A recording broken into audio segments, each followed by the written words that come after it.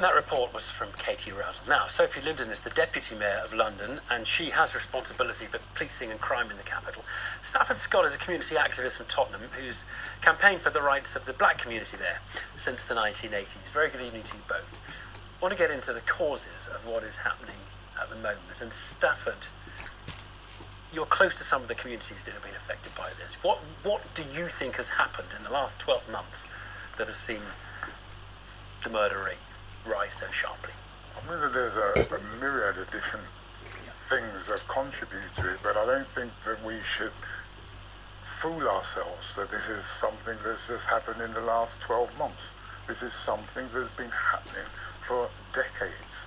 The young people that we see out there at the moment, the young people that Sophie, the Mopac and the police want to stereotype as gang members, those young people are ostracized from the mainstream. They are the children of the already marginalized. They get no services, they get no support. They're left by themselves and they're very, very angry. They've created their own society. You've heard about it, social media driven. Some of them can put out a video and it can get 30,000 hits. Generally, that video is of somebody else being violated.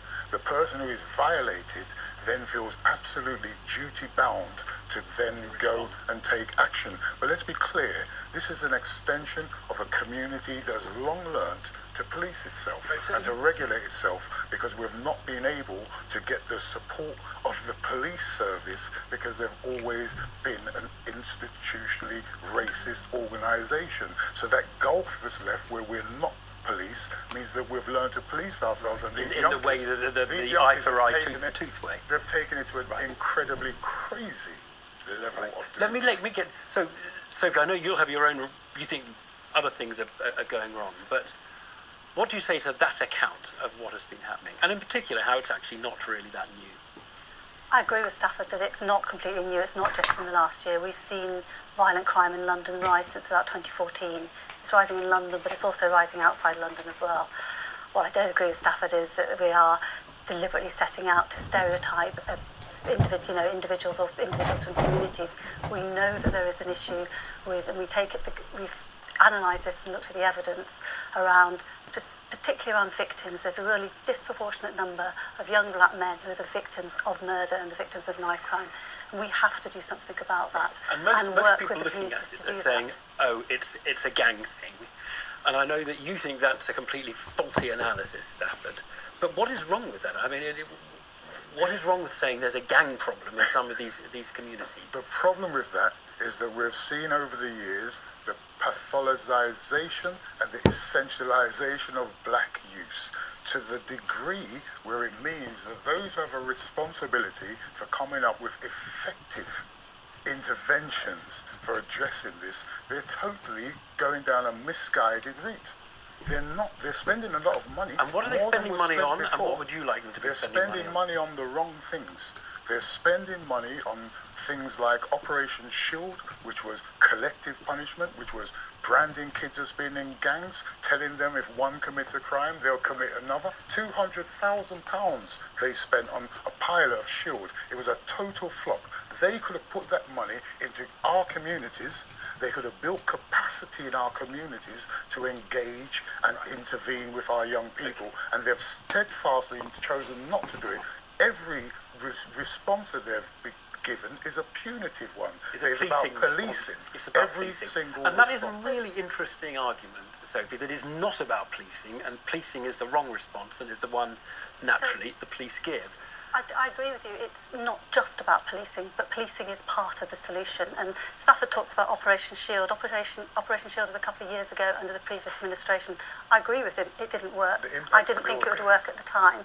What we are doing is exactly what Stafford's talking about, is we are investing in small community projects. We're putting £1.4 million worth of money. We've already announced some of the projects, and it's very small groups of community groups such as Dynamics and doing a boxing in You'll agree on that, though, I think. Somalian No, I won't Somalian agree on that. families. So working what's with wrong with Somalian that? families. I thought that's what you were advocating.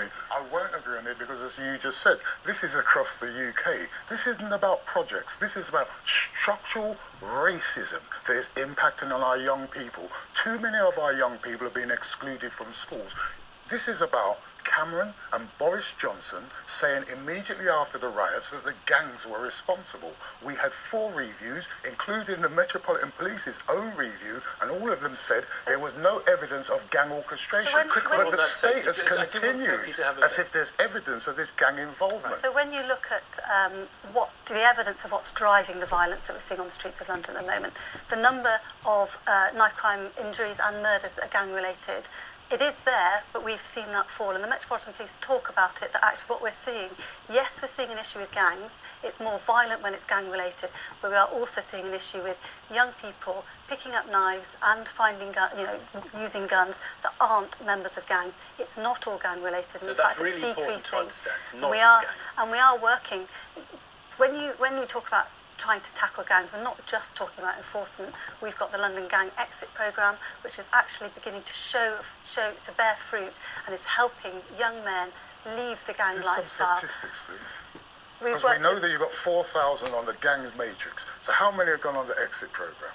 We've only had a small number on the London Gang Exit, but the gangs matrix, we are reviewing the gangs matrix at the moment because there have been a number of serious So the concerns. gangs matrix is the... So the gangs matrix is how the Metropolitan Police identify individuals who are at risk of violence So and that's are the also bad in bit of gangs. the spending in your It's view. racial profiling that is very And worse. so, Sophie Linden, isn't the obvious thing to do a lot more of the gang exit programme if that seems to be working?